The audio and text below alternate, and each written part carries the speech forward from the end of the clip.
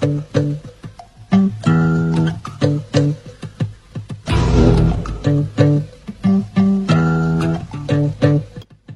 saya mah tidak yakin kalau mereka akan legowo ya. Sebab legowo itu membutuhkan kekosongan hati, membutuhkan kebesaran jiwa. Sampai hari ini saya tidak melihat rata-rata para habaib itu orang yang legowo, tidak melihat saya. Karena apa? Mungkin bisa jadi mereka sudah terlalu lama dinabubukkan dengan kenangan-kenangan indah masa lalu. Karena dari tadinya yang dibangun adalah tentang kita ini adalah dzurriyyah Nabi. Sehingga setiap berbicara Ahlul Bait, merasa dirinya adalah orang yang paling dzurriyyahnya. Kan begitu. Betul tidak? Apa yang terjadi kemudian? Memanfaatkan agama untuk kepentingan-kepentingan mereka. Yang saya khawatirkan justru terjadi pencucian otak kepada orang-orang yang kosong model kita begini nih. Dengan menggunakan doktrin-doktrin atau pembelokan-pembelokan hadis yang berkaitan tentang dzurriyyah Nabi Shallallahu Alaihi Wasallam. Kemudian apa yang dibangun narasinya? Yang dibangun narasinya itu begini nih. Barang siapa meragukan tentang dzurriyyah Nabi, tidak percaya, memutuskan, maka dia tidak percaya adanya aulia Allah, yaitu para wali-wali Allah, yaitu para kekasih-kekasihnya Allah.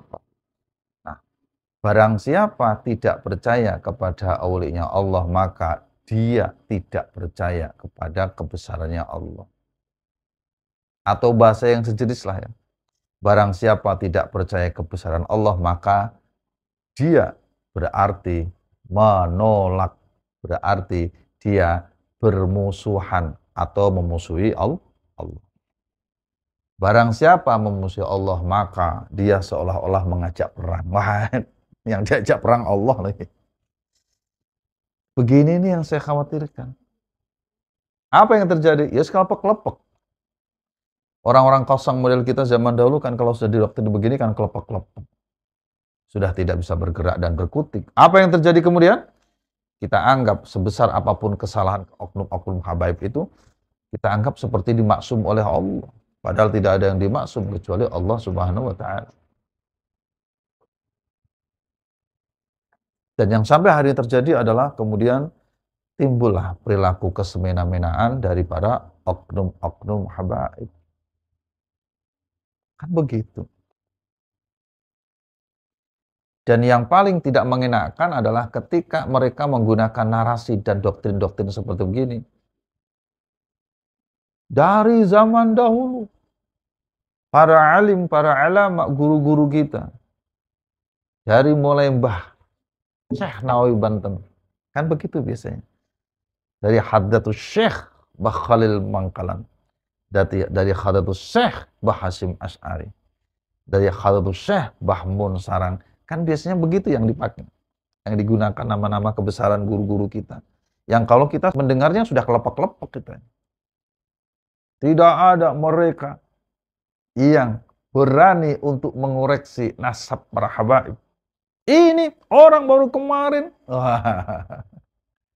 baru punya kitab 1, 2, 3. Sudah berani mengoreksi nasab habaib. Kata-kata itu didengar oleh orang-orang yang polos model kita. Apa yang terjadi adalah su'udzon. Prasangka buruk seolah-olah kiai-kiai yang meragukan nasab mereka adalah kiai-kiai yang su'ul adab kepada guru-gurunya. Betul tidak? Padahal kalau kita mau jujur, saudaraku yang baik, saudaraku yang budiman dimanapun berada, zaman dahulu dan sekarang itu kenyataannya beda. Dulu saya temui zaman saya masih kecil ya. Kalau ketemu habaib itu bawaannya adem, ayem, tentrem, enak, alim, nasihatnya itu mencerahkan. Dulu ada habaib yang di daerah kita itu, namanya Syekh Hamzah Ash-Shattab. Itu beliau saja saking tawadhu'nya kepada kiai-kiai yang ada di daerah, ada di kampung saat itu, nggak berani mendirikan pesantren. Yang beliau dirikan itu masjid untuk berkumpulnya para jamaah untuk sholat bersama. Bukan apa-apa, bukan karena beliau tidak punya ilmu, alim, beliau ini hafidz Quran. Tapi karena tawadhu. Susah dibayangkan lah bahasanya. Kepada para kiai, para alim, para ulama di kampung setempat. Apa yang terjadi? Para kiai, para alim, para ulama di kampung atau di daerah dimanapun berada itu. Mereka itu punya prinsip. Ketawadhuan itu menjadikan hati kita meleleh dan harus dibahas dengan ketawadhuan yang sama.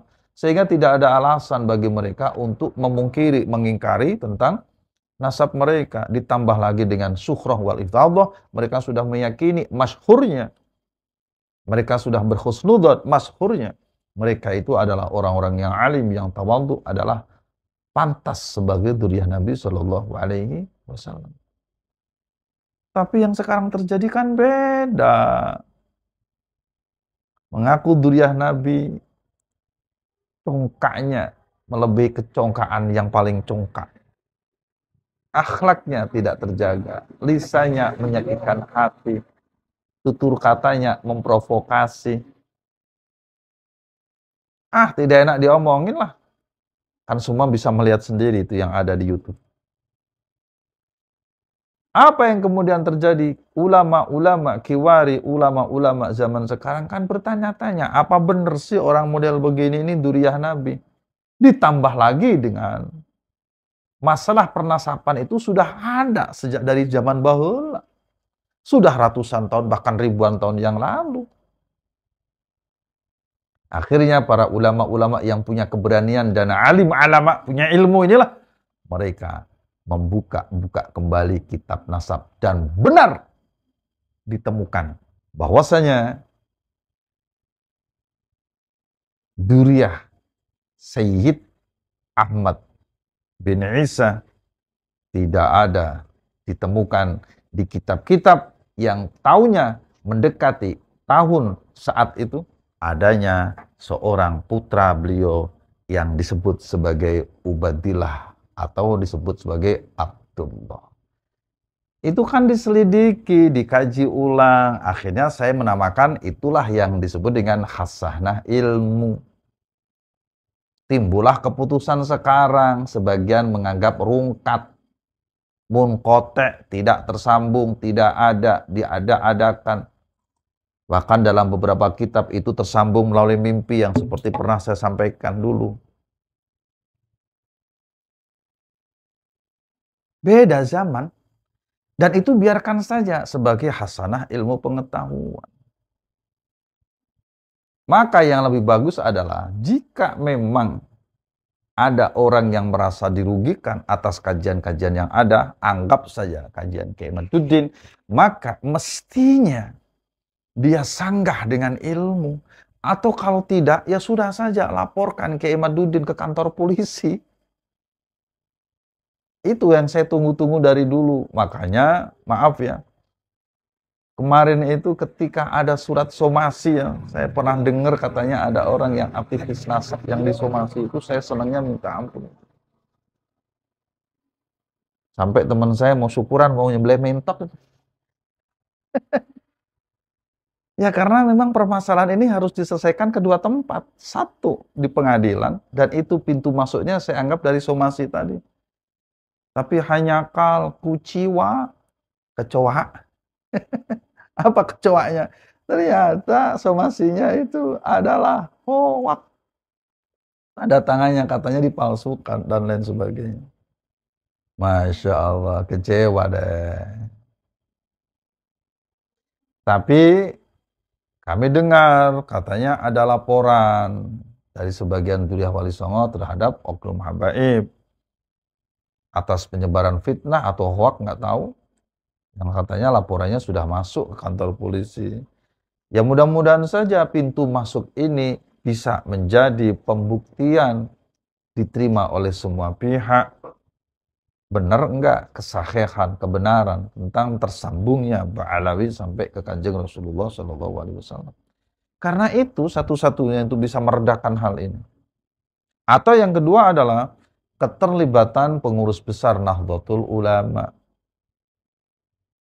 Jadikan ini bahan kajian Bahtul Madzail, undang para alim, para ulama yang ahli nasab, ahli sejarah, bil khusus tarikh Islam, lalu adakan kajian di situ. Kemudian fatwakan hasilnya. Itu salah satunya. Kenapa mesti NU, Gus? Ya dalam hal ini memang yang sangat banyak dilibatkan adalah warga NU. Baik NU secara struktural ataupun warga NU secara kultural. Kalau selain NU kan tidak banyak dilibatkan ya, yang heboh masalah nasab habaib ini. Betul tidak? Alhamdulillah.